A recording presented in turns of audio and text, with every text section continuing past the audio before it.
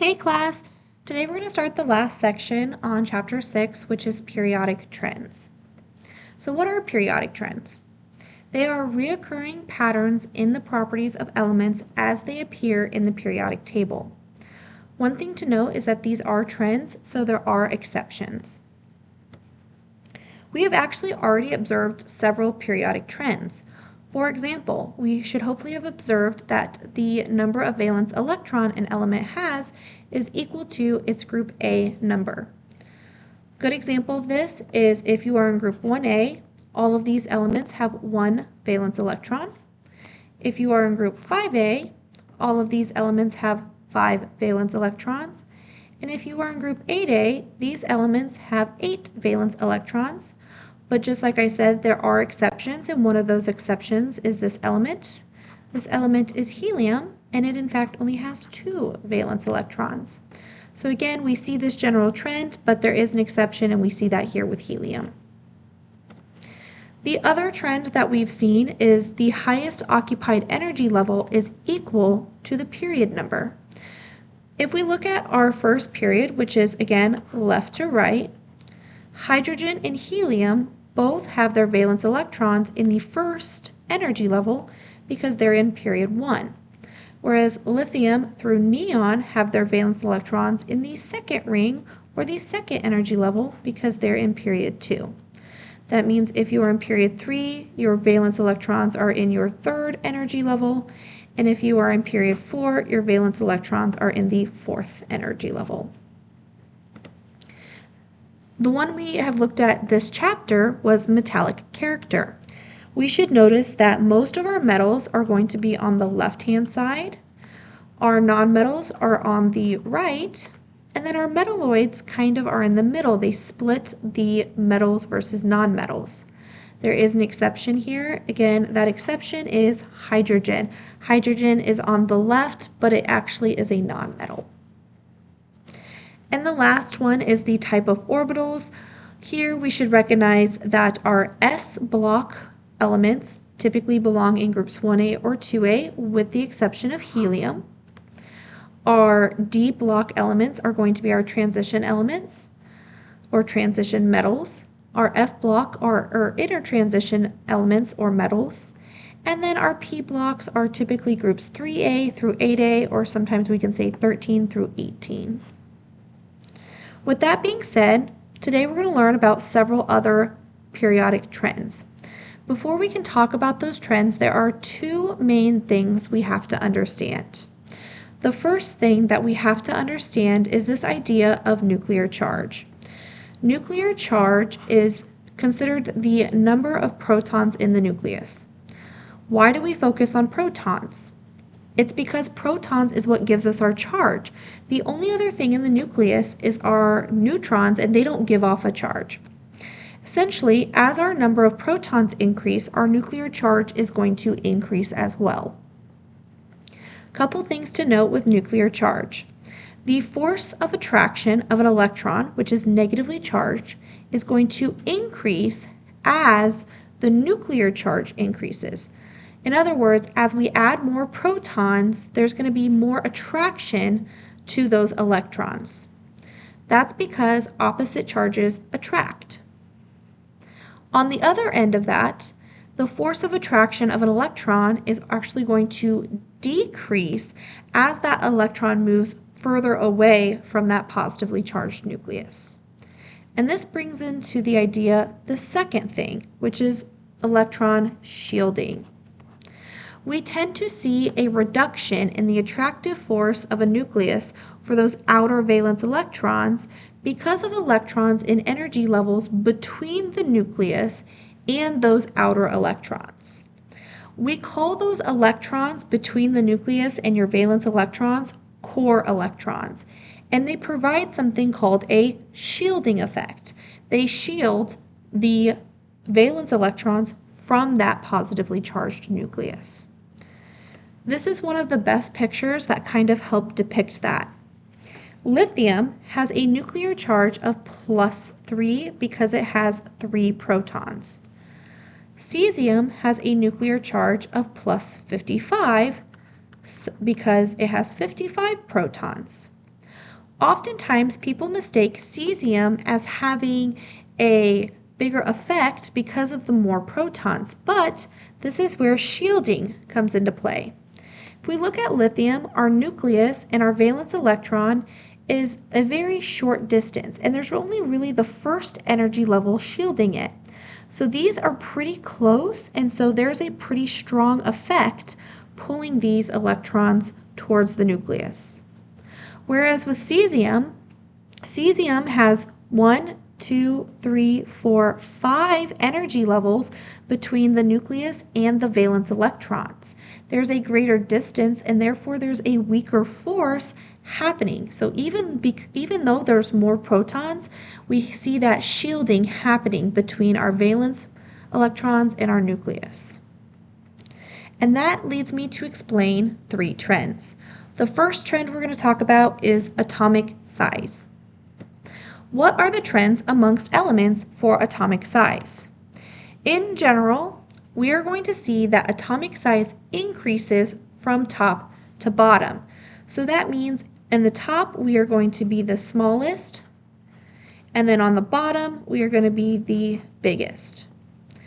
The opposite, though, happens when we move across a period. When we move across a period, we tend to see the size decrease. So we tend to see the biggest atoms on the left and the smaller atoms on the right. Why? Why do we see this? Our first question is, why does the atomic size increase down a group? And the main reason that the atomic size increases down a group is because we're seeing an increase in the number of energy levels. As the size of the atom increases, yes, the nuclear charge does increase because we are increasing protons, but it does have a smaller effect because of this shielding effect. The distance is increasing. So the nucleus does not pull those valence electrons as close as you think they would. So why does the atomic size decrease across a period? Well, this is because of the shielding effect remaining constant. We see that nuclear charge of number of protons increase as we go across a period, but the shielding effect remains constant. We do not increase or decrease the number of energy levels, they stay the same. For example, everything in period 2 has 2 energy levels.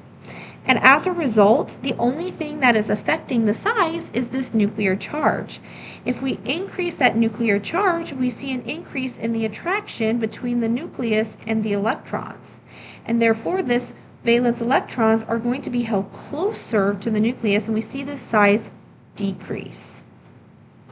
This chart is a really good example where we can kind of see that happening. Lithium, sodium, potassium, rubidium, and cesium, these 5 elements are in the same group. So we can see as we go down the group, my size actually ends up getting bigger. Whereas lithium to neon, these are in the same period. Actually, in fact, when you move across the period, you're going to see my typical trend is it's going to decrease. There are a few exceptions, so we do see neon spike up a little bit, but for the most part, we do see that decrease in size. So we're going to use our periodic table to determine which of the elements in each pair has a larger atomic radius. One thing to note is cesium and potassium. In order to figure out which one has the larger atomic radius, you have to figure out if they are in the same group or if they're in the same period. If we look on our periodic table, we should recognize that cesium and potassium are in the same group, which runs up and down. So we have to ask ourselves, what is the trend that we see for atomic radius?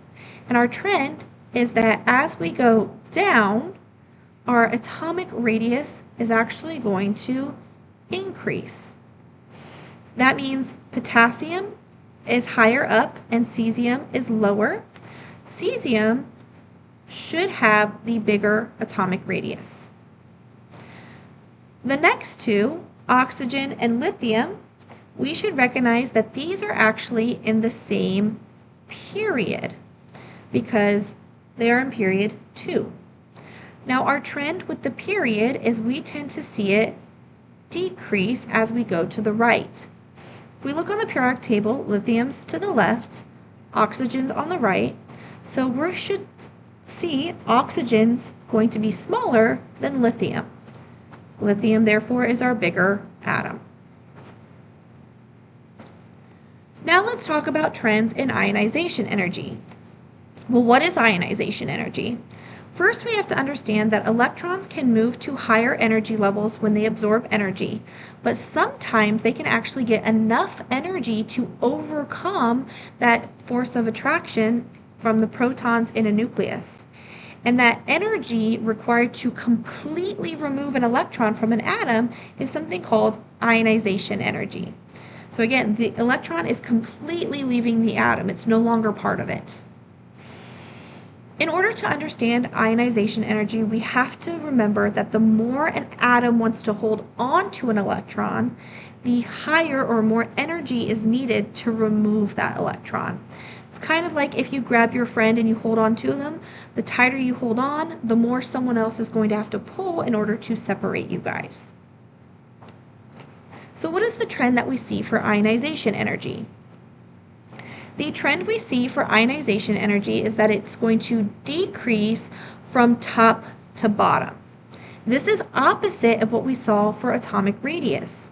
So that means we are going to see the higher ionization energy value on top and then the smaller one on bottom.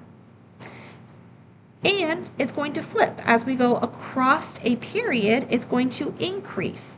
So typically we tend to see the lowest ones on the left, and then over here we see the highest ones on the right. So that means if you are up top and towards the right, you are going to have the highest ionization energy. Why? Why does ionization energy decrease as we go down a group? Well, this has to do, again, with the size of the atom. The size of the atom increases, and therefore that nuclear charge that we see has a smaller effect on the valence electrons. We see the shielding effect take place.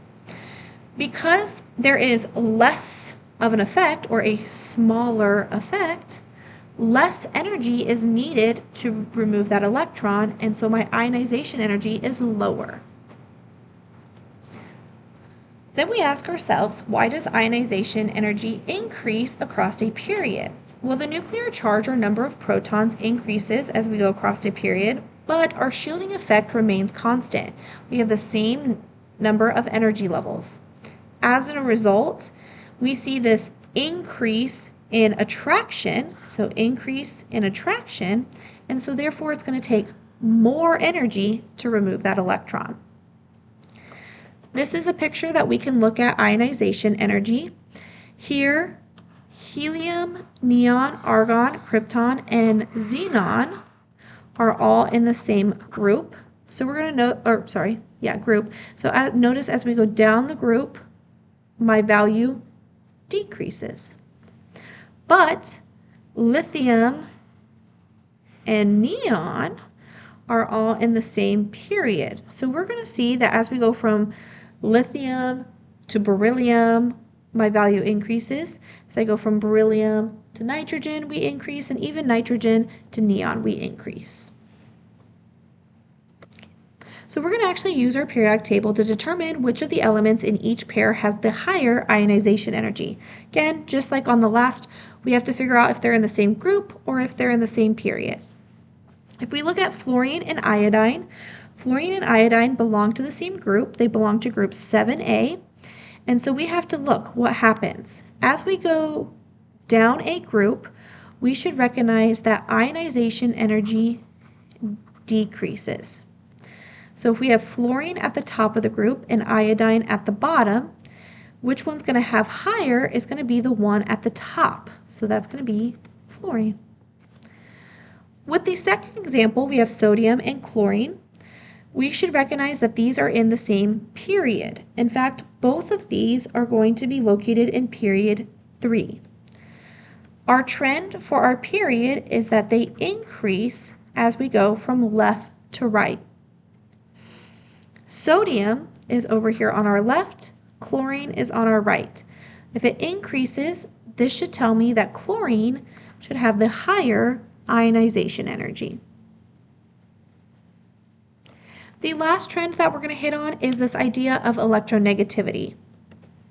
There is a property that we can use to predict the type of bond that will form during a reaction.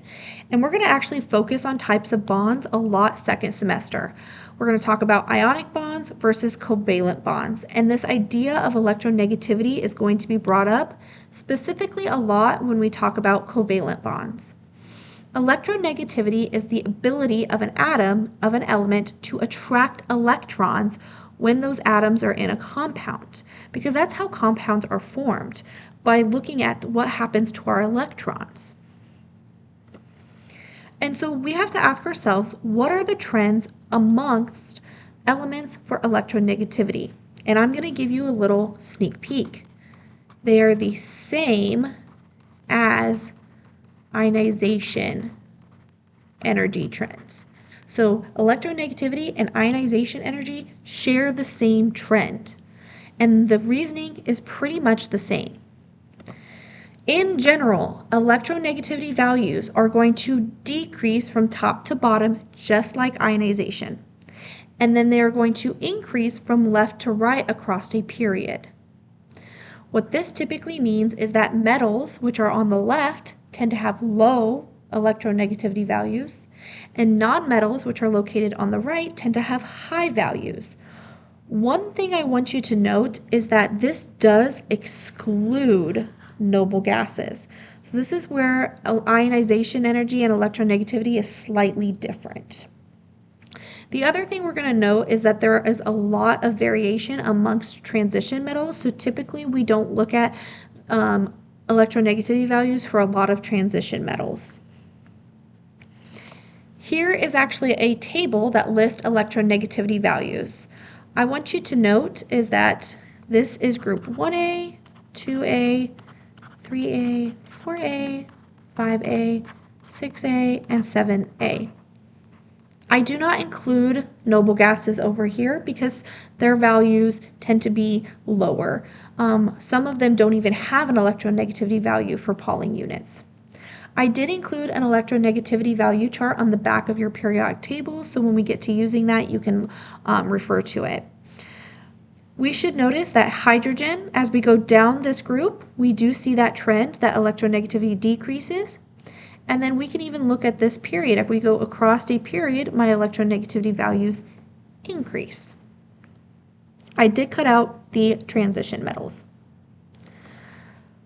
So here, if we look at that table, cesium is going to be our least electronegative at about 0.7. This means it has the least tendency to want an electron, whereas fluorine is the most electronegative. Its value is about 4. That means fluorine has a very strong want or tendency to attract or want an electron. So if we use our periodic table, we can determine which of these elements have higher electronegativity values. Just like the other ones, let's look. Cesium and potassium are going to be in the same group. So what is our trend for a group? We typically see that electronegativity values decrease down a group. If potassium is up top and cesium is further down, we should recognize that potassium, since it's towards the top, should have a higher electronegativity value. As for magnesium and sulfur, these two are in the same period. They are both in the third period. Our trend for our period is that they increase as we move left to right. Magnesium is on the left and sulfur is on the right. We see that increase, we should recognize sulfur has the higher electronegativity value. This figure right here summarizes several of the trends that we see. So we talked about nuclear charge, we talked about shielding, electronegativity, ionization energy, and last but not least, atomic size. So here it kind of tells you, does it increase or does it decrease? And these are going to be the trends that we see on your test. So these are going to be the 5 I would know going into Chapter 6 test. Let me know if you have any questions, and I hope you guys have a great day.